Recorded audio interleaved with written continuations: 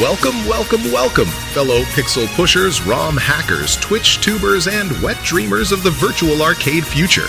You're now tuned into the Game Makers Cast, your quarterly pit stop for indie devs, retro heads, tech futurists, and all the cyberwave trendsetters pushing the infinite boundaries of AI technology. I'm your host, just another Gen X relic who spent more hours in dimly lit pizza parlors smashing continue buttons than I did studying for algebra. And look at me now, I'm so lit. Well, I might be. Back on topic, the Game Makers Cast is your HubSpot. Yeah, that's right, HubSpot for all things indie game development, game market news, future tech shenanigans, retro gaming nostalgia, game soundtracks that slap harder than a Super Mario power-up, the chaos of game jams, and building those sweet DIY arcades you promised yourself you'd make back in '87, but never got around to because, well, life. And now the future's here, with endless opportunity and possibility. Let's seize the moment. Every quarter, we'll dive into the stuff you actually care about. Not the corporate fluff, not the executive board baloney. I'm talking real talk. The stuff that keeps you coding at 3 a.m., fueled by gas station burritos and Red Bull, chasing that high of making something out of pure inspiration. We're speaking both retrospect and future tech. Because if you grew up with cartridges you had to blow into to get working, you know some things never change.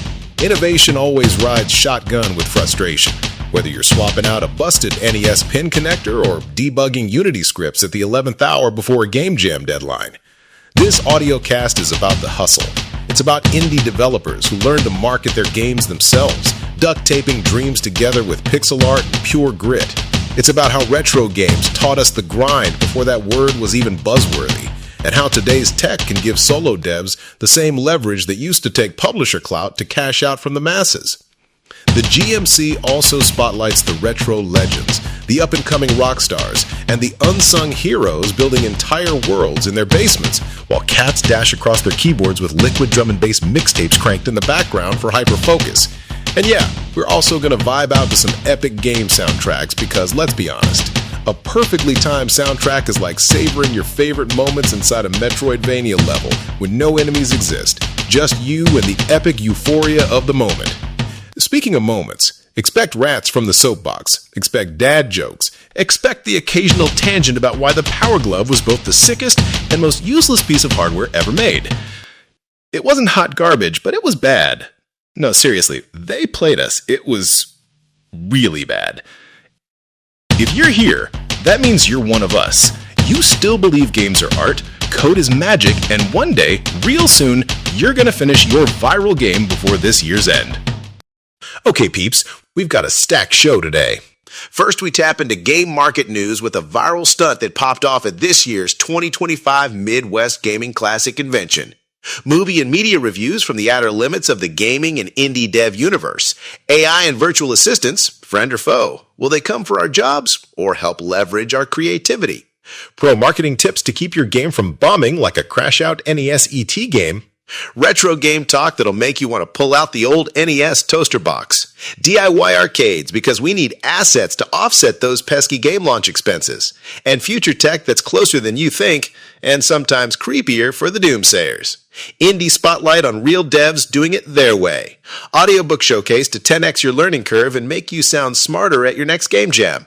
And a soundtrack showcase because life's better with a killer OST and even sicker with an arcade mega mix. So grab your favorite caffeinated beverage, dust off that CRT monitor in your garage, and settle in. We're about to jump into a warp zone of gaming culture that spans pixelated pasts, chaotic presents, and a future we still get to build together.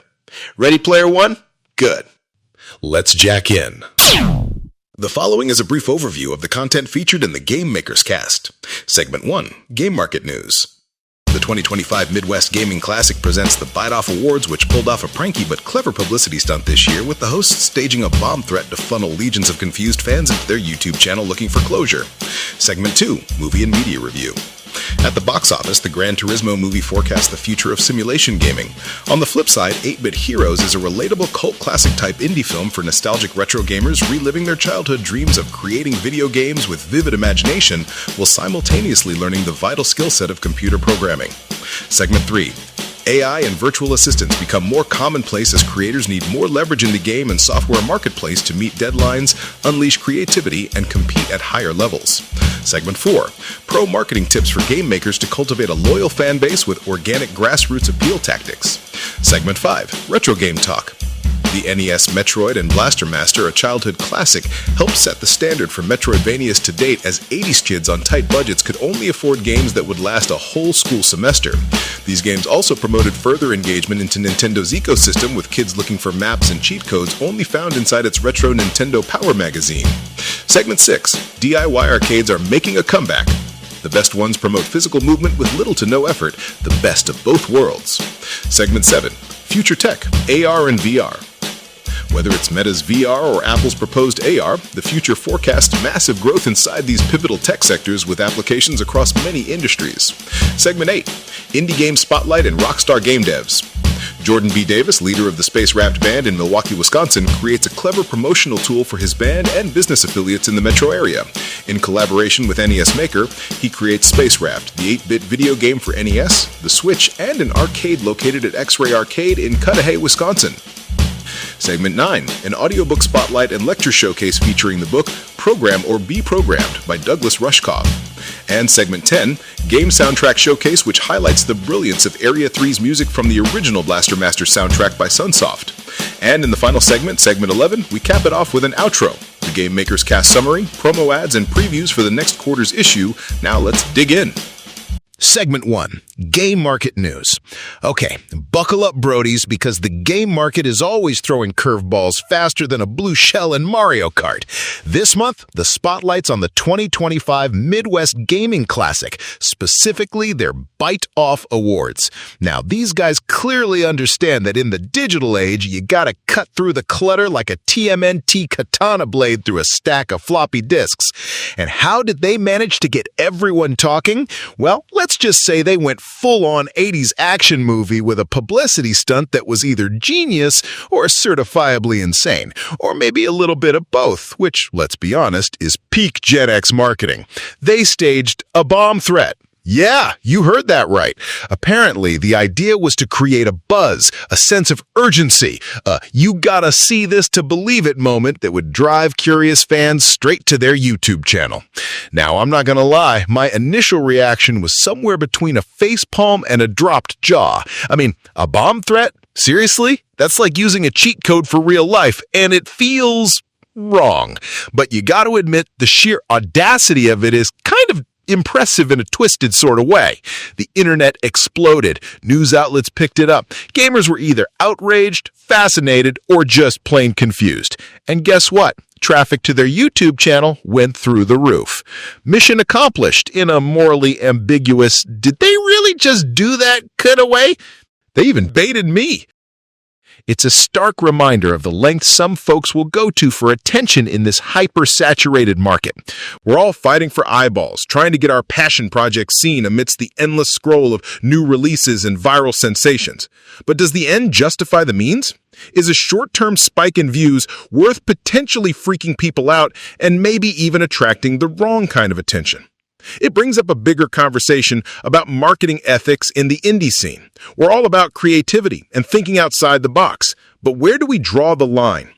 Is there a way to generate buzz without resorting to tactics that feel, well, a bit too much like a tricky Kai Cenat game giveaway riot staged in New York City? Food for thought, my friends. The game market, no doubt, is a total battlefield, but let's keep the drama in the digital realm because real life has no continue button. Segment 2, Movie and Media Review. All right, let's dim the lights and grab some popcorn because it's movie and media review time. First up on the reel is the Gran Turismo movie. Now, I know what some of you might be thinking. A movie based on a racing simulator? Sounds about as thrilling as watching paint dry.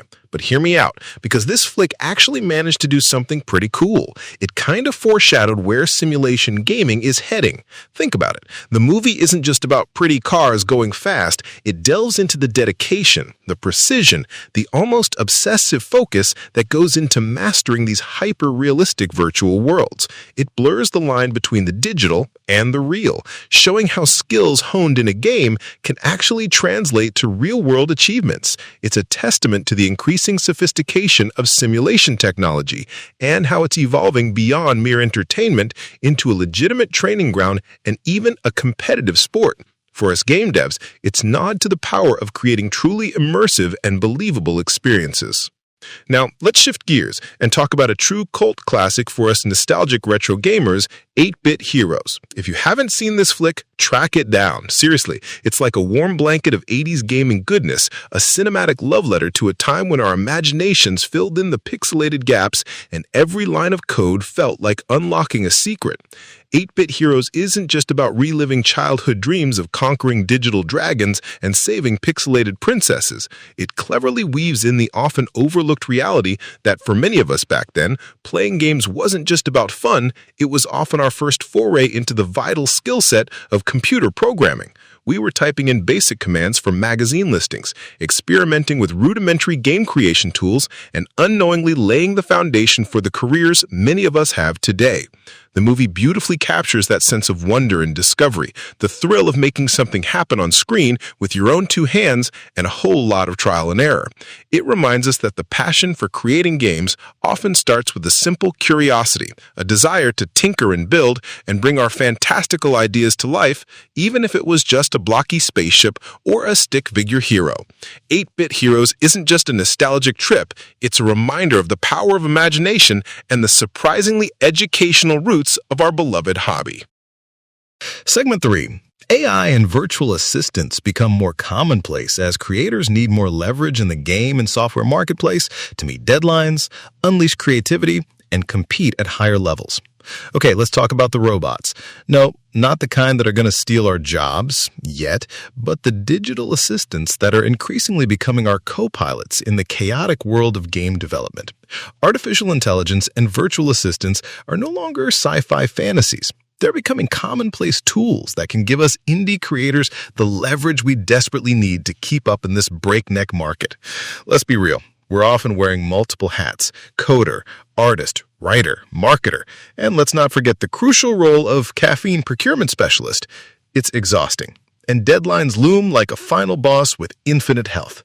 This is where AI and virtual assistants are game changers. Think about the grunt work, mundane tasks that eat up valuable development time. AI can step in to handle things like basic asset generation, initial level design layouts, even debugging repetitive code. Imagine having a tireless digital intern who can crank out these tasks while you focus on the creative core of your game, the stuff that requires that human spark, that artistic vision that no algorithm can truly replicate. Virtual assistants, on the other hand, can help us manage the overwhelming administrative side of things. Scheduling, email triage, social media posting, these are all tasks that can suck up hours out of our day. A well-trained virtual assistant can free up that time, allowing us to get back to what we do best, crafting compelling game experiences. But it's not just about saving time. These tools can also help us unleash our creativity in new ways. AI can be a powerful brainstorming partner, suggesting unexpected ideas or helping us explore design possibilities we might not have considered on our own. It can analyze player data to provide insights into what's working and what's not, helping us refine our gameplay and create a more engaging experience. Now, I know some of you might be wary. The idea of robots encroaching on our creative turf can feel a bit unsettling, but think of it less as a replacement and more as a collaboration. These tools aren't meant to steal our artistic souls, they're meant to augment our abilities, to give us superpowers so we can compete at a higher level in a crowded marketplace. VAs can help us create and acquire the best Lego blocks for the most complex of projects. The key is to learn how to wield these new tools effectively, to see them as allies in our quest to bring our visions to life. The future of game development might just involve a healthy dose of human ingenuity working hand in digital hand with our AI and virtual companions. It's a brave new world, folks, and those who embrace it might just find themselves with a significant edge. Segment 4. Pro Marketing Tips for Game Makers.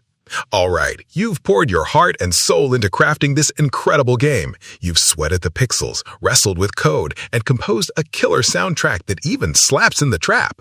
But here's the real facts, no cap. If your game's not on the radar, it's like that epic final boss fight that no one else saw but you. So let's talk about marketing, the often dreaded but absolutely crucial part of the indie game journey. First off, understand your audience. Who are you making this game for? What kind of games do they usually play? Where do they hang out online?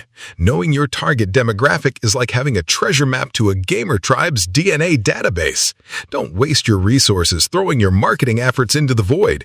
Aim them precisely at the players who are most likely to dig what you're creating. Build a community early. Don't wait until your game is finished to start talking about it. Share your development journey. Post screenshots, GIFs, and behind-the-scenes glimpses on social media. Engage with potential players. Discord servers, Reddit communities, even good old-fashioned forums can be invaluable for building hype and getting feedback. Think of it as gathering your party before the final quest. Remember, the coolest hipsters like to be the first in the know. It could be pure passion or just a clout thing, but they give you leverage. They influence the tribe. Visuals are also king or queen. In the fast-scrolling world of the internet, all gimmicks aside from clickbait, eye-catching visuals are your first line of defense. Invest time or find a talented collaborator to create stunning screenshots, captivating trailers, and a memorable logo.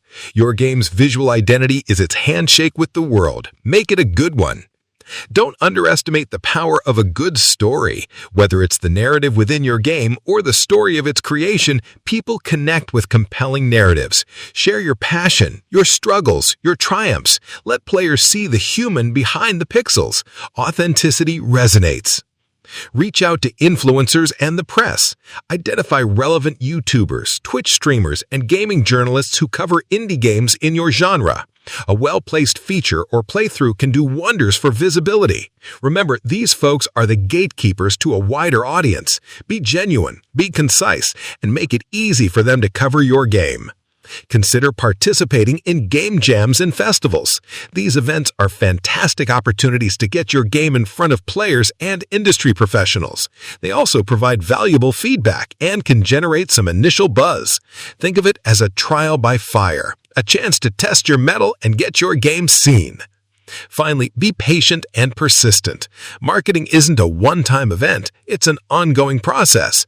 Keep engaging with your community, keep creating content, and keep putting your game out there. It might take time, but with consistent effort, you'll eventually find your audience. Remember, even the most epic quests require perseverance. Segment 5, Retro Game Talk. The NES Metroid and Blaster Master, a childhood classic, helped set the standard for most Metroidvanias to date, as 80s kids on really tight budgets could only afford games that would last a whole school semester. These games also promoted further engagement into Nintendo's ecosystem, with kids looking for maps and cheat codes on the Nintendo Power magazine. All right, fellow time travelers, let's fire up the old NES and take a trip back to a golden age of gaming, a time when 8-bit ruled and every cartridge felt like a precious artifact. Today we're diving deep into two titles that not only captivated us in the retro days, but also laid the groundwork for an entire genre, Metroid and Blaster Master. For us 80s kids, especially those of us on a strict allowance, which was pretty much all of us, buying a new game was a major investment. It wasn't like today where you can download a dozen titles for the price of a pizza. Back then, a single NES cartridge could set you back the equivalent of a week's worth of school lunches. So when we coughed up our hard-earned cash, we wanted a game that would last. We needed something with depth, something with secrets, something that kept us glued to the tube for an entire school year and way beyond.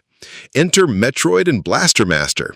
These weren't your linear point A to point B platformers. They offered sprawling, interconnected worlds ripe for exploration. Remember that feeling of getting lost in the labyrinthine depths of Zebes in Metroid, or navigating the intricate underground sewer tunnels of Blaster Master? It was challenging, often frustrating, but ultimately incredibly rewarding. Discovering a new power-up or finding a hidden passage felt like finding golden Easter eggs. These games essentially set the standard for what we now know as the Metroidvania genre. The emphasis on non-linear exploration, backtracking, and unlocking new abilities to access previously unreachable areas became a hallmark of this style of game. Think about it. The DNA of Metroid and Blaster Master can be seen in countless indie darlings of today, from Hollow Knight to Ori and the Blind Forest. They were pioneers, showing us that games could be more than just a series of levels, levels. They could be entire worlds to get lost in. The impact of these games went beyond just their design. They also played a crucial role in fostering a deeper engagement within Nintendo's ecosystem. Remember Nintendo Power Magazine? For us kids, it was the ultimate gaming Bible. When you were stuck in Metroid or couldn't figure out how to defeat a particularly nasty boss in Blaster Master, Nintendo Power was your lifeline. It was filled with maps, detailed walkthroughs, and those oh-so-precious cheat codes that could give you that extra edge. This created a symbiotic relationship. We bought the games, and then we eagerly devoured the magazine for tips and tricks, further solidifying our connection to the Nintendo brand. It was a clever way for Nintendo to build a community and keep us invested in their platform. So, the next time you're exploring a sprawling, interconnected world in a modern Metroidvania, take a moment to appreciate the groundwork laid by these 8-bit classics. Metroid and Blaster Master weren't just games. They were epic adventures that fueled our imaginations and unknowingly shaped the future of game design. They were the games that kept us busy all semester, and for that, we owe them a debt of pixelated gratitude. Segment 6, DIY Arcades. Arcades are making a comeback. The best ones promote physical movement. All right, joystick jockeys and button smashers, let's talk about something truly lit, the resurgence of arcades. I'm not talking dimly lit retro relics of the past with sticky floors and faint smells of stale popcorn, though I occasionally daydream about those. I'm talking about a new wave of arcades, often built by us DIY enthusiasts, that are reviving the industry with a vital dose of double fun and, get this, critical physical movement back into gaming. For a generation that grew up pumping quarters into machines that demanded our full attention and often fair amounts of frantic physical activity, the idea of arcades making a comeback is like finding a long-lost power-up. But the modern arcade scene isn't just about reliving nostalgia, it's about evolving the experience to epic levels. Think about it. Much of modern gaming is so sedentary, especially home gaming. We're often glued to our screens, thumbs twitching, but the rest of our bodies are often static. The new breed of arcades is pushing back against this. We're seeing more games that require actual physical exertion, that get us moving, jumping, and maybe even breaking a sweat.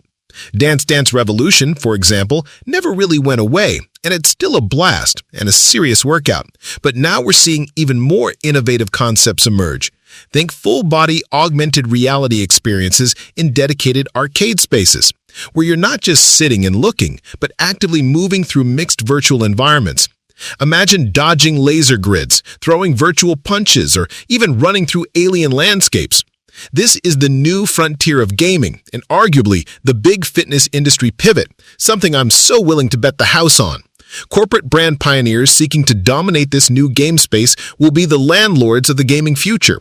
The rest of the lemmings who come late to the party will have to gleefully settle for leftover market share. The wave of DIY arcades is all the rage, with cabinets popping up in bars, community centers, game rooms, homebrew garage labs, and even the sacred spaces of our modern man caves. These aren't just dusty old Pac-Man machines. They're often custom-built rigs featuring a curated selection of indie games that emphasize physical interaction. Think games that require you to swing your arms, duck, or even run in place. It's a fantastic way to bring a social and active element back into gaming. The beauty of the DIY arcade movement is the creativity and passion behind it. These are often labors of love, built by folks who remember the magic of the arcade and want to share that experience with a new generation, and relive it themselves, let's be honest. It's a testament to the enduring appeal of physical gaming and the joy of standing shoulder to shoulder with friends competing for the high score. It's more than just a game or a big flex. It's an artifact inspired by human intellect. So, if you stumble across a local DIY arcade, don't just walk by. Step inside, drop a token, or maybe just a few bucks, and get ready to move. It's a reminder that gaming doesn't have to be a solitary, sedentary activity. It can be social, it can be active, and they can be a whole lot of fun. The arcade is back, baby, and this time, it's getting physical. Segment 7. Future Tech, AR and VR. Whether it's Meta's VR or Apple's proposed AR, the future forecasts massive growth in these tech sectors with applications across many industries. All right, buckle up, future freaks, because we're about to warp speed into the realm of augmented and virtual realities. Whether it's Meta continuing to push the boundaries of VR with their headsets, or the rumored behemoth that is Apple's foray into AR, the writing on the digital wall is clear. These tech sectors are poised for massive growth, and their applications are going to stretch far beyond just gaming. Let's start with VR.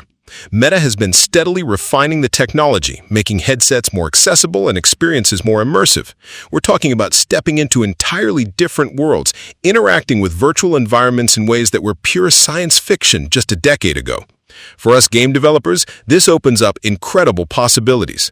Imagine crafting truly immersive experiences where players aren't just looking at a screen, but are inside the game world. The potential for new forms of storytelling, gameplay mechanics, and social interaction is staggering. But VR isn't just about games. Think about training simulations for surgeons, architects walking through virtual buildings before they're even constructed, or remote collaboration where teams can meet in a shared digital space regardless of their physical location. The applications are vast and are already starting to become a reality. Now, let's talk about augmented reality. While VR aims to transport you to another world, AR seeks to overlay digital information onto the real one. Apple's anticipated AR headset has been the subject of much speculation, and if their track record is anything to go by, it could be a game changer. Imagine walking down the street and seeing real-time information overlaid on your vision field. Directions, notifications, even interactive digital objects seamlessly integrated into your surroundings. For game developers, AR presents a whole new playground. Think about location-based games that blend the real world with digital elements in a more seamless way than ever before. Imagine battling virtual creatures in your living room or solving puzzles hidden in plain sight in your neighborhood. The possibilities are mind-bending. Beyond gaming, AR has the potential to revolutionize industries. Imagine mechanics seeing repair instructions overlaid on the engine they're working on, or museum visitors seeing historical artifacts come to life through interactive digital displays. The ability to blend the digital and physical worlds in a meaningful way has the potential to transform how we learn, work, and interact with our environment. The growth in both VR and AR is being fueled by advancements in hardware, software, and connectivity. As the technology becomes more refined, more affordable, and more user-friendly, we're going to see wider adoption across various sectors. For us game makers, it's crucial to keep an eye on these developments. Understanding the capabilities and limitations of VR and AR will allow us to be at the forefront of creating innovative and engaging experiences in these exciting new mediums. The future is looking less like a flat screen and more like a pair of high-tech goggles. Get ready for the ride. Segment 8. Indie Game Spotlight and Rockstar Game Devs. Jordan B. Davis, leader of the Space Raft Band in Milwaukee, Wisconsin, creates a clever promotional tool for his band and business affiliates in the metro area. In collaboration with NES Maker, he creates Space Raft, the 8-bit video game for NES, the Switch, and an arcade located at X-Ray Arcade in Cudahy, Wisconsin. All right, let's shine the spotlight on a true indie innovator, a creative force who's blurring the lines between music, games, and good old-fashioned entrepreneurial spirit. I'm talking about Jordan B. Davis, the frontman for the Milwaukee-based band Space Raft. Now, Jordan isn't just content with rocking out on stage. He's taken his creative vision into the digital realm in a truly unique way. In a stroke of pure Gen X genius, Jordan cooked up a clever promotional tool that not only hypes his band, but also gives a shout-out to his business affiliates in the Milwaukee metro area. He collaborated with the NES Maker platform, yes, you heard that right, someone's still making magic on that classic hardware, to create Space Raft, the 8-bit video game for NES, the Switch, and an arcade located at X-Ray Arcade in Cudahy, Wisconsin. But the brilliance doesn't stop there. This isn't just some digital download. Jordan went all out and actually released Space Raft as a physical NES cartridge. For us old-school gamers, that's like finding a unicorn. It's a tangible piece of nostalgia, a collectible item that's also a playable game and a promotional tool. Talk about hitting all the right notes, pun intended. And if you happen to be in the Milwaukee area, you can even experience Space Raft in its natural habitat, an actual arcade cabinet located at X-Ray Arcade in Cudahy, Wisconsin. That's right, Jordan and his collaborators have brought their 8-bit creation full circle, offering a physical, social gaming experience that ties directly into their music and local community. Jordan B. Davis and Space Raft are a perfect example of the kind of innovative spirit that thrives in the indie scene. They're not afraid to experiment, to blend different art forms, and to think creatively about how to connect with their audience. Space Raft to 8-bit video game isn't just a promotional gimmick, it's a testament to the power of imagination and collaboration. It's a reminder that sometimes the most effective marketing is also the most fun and engaging. Keep an eye and an ear on Space Raft, folks. They're definitely a band and a creative force to watch. Segment 9, the Audiobook Showcase, featuring insights from the book and university lecture, Program or Be Programmed, by world-renowned thinker, media theorist, and author Douglas Rushkoff. All right, let's put on our thinking caps for a moment and dive into a book that's extremely relevant in our increasingly digital world, Program or Be Programmed, 10 Commands for a Digital Age, by Douglas Rushkoff. This isn't your typical game development manual, but it offers some crucial insights into the underlying forces shaping the technology we use and the games we create. Rushkoff argues that in our hyper-connected digital landscape, we essentially have two choices. Either we learn to understand and program the technologies that shape our lives, or we risk being programmed by them. It's a powerful and somewhat unsettling idea, but one that's worth considering, especially for us as creators.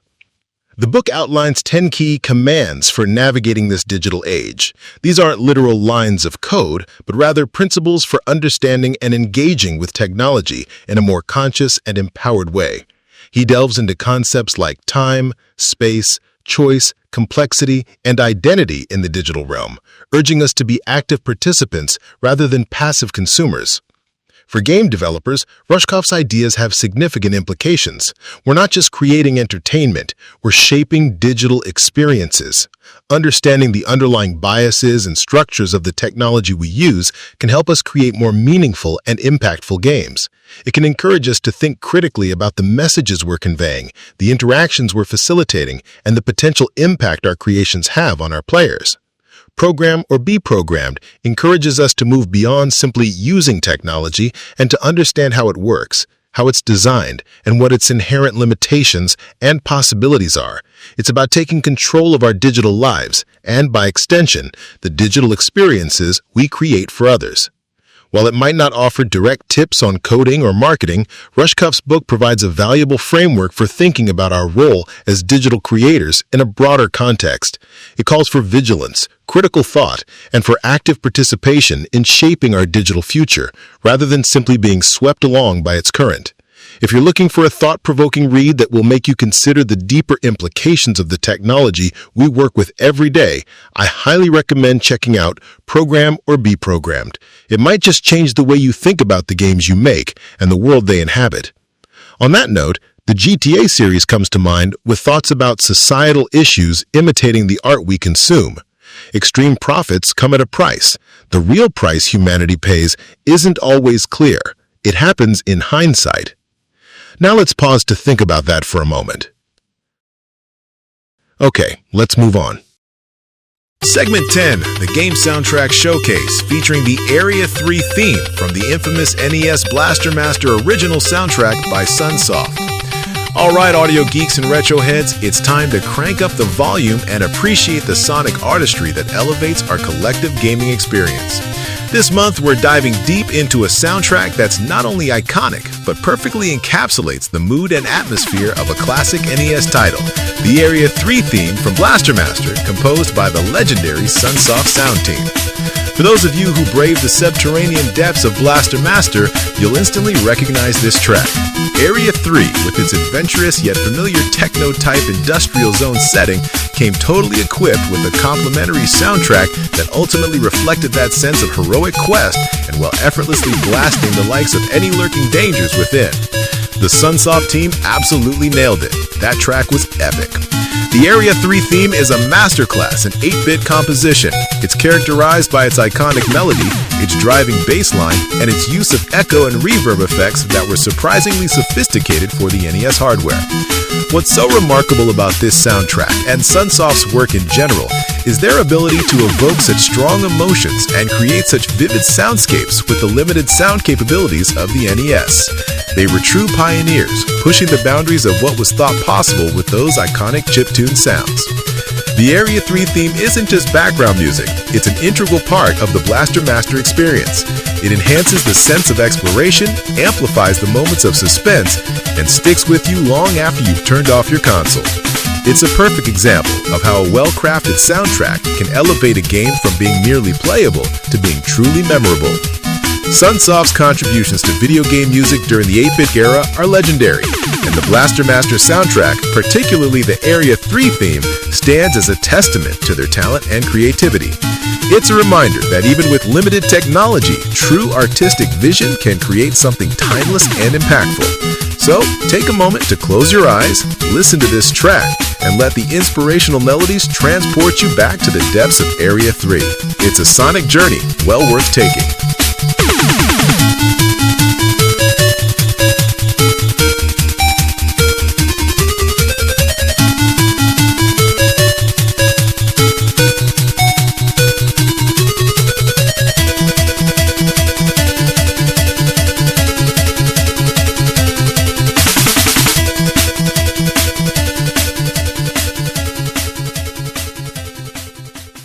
Segment 11, the GMC Wrap-Up.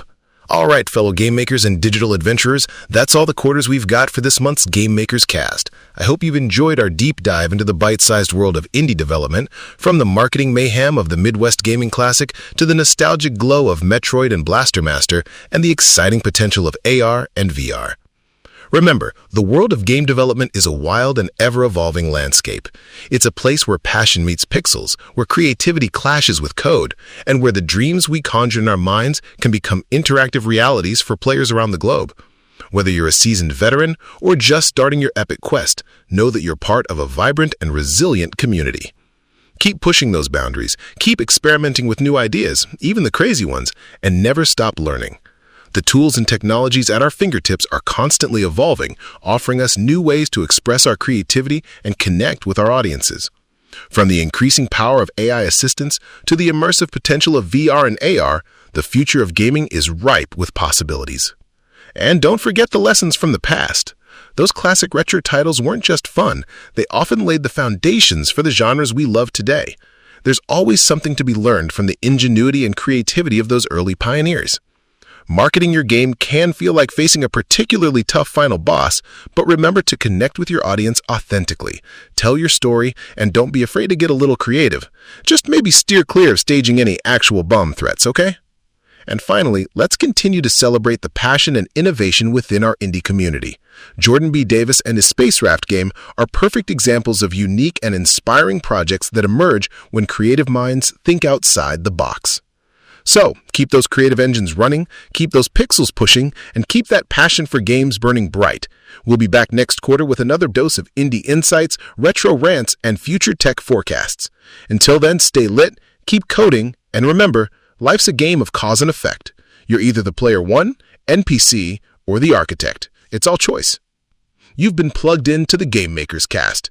Game over for now, but the adventure continues. Catch you at the next level up.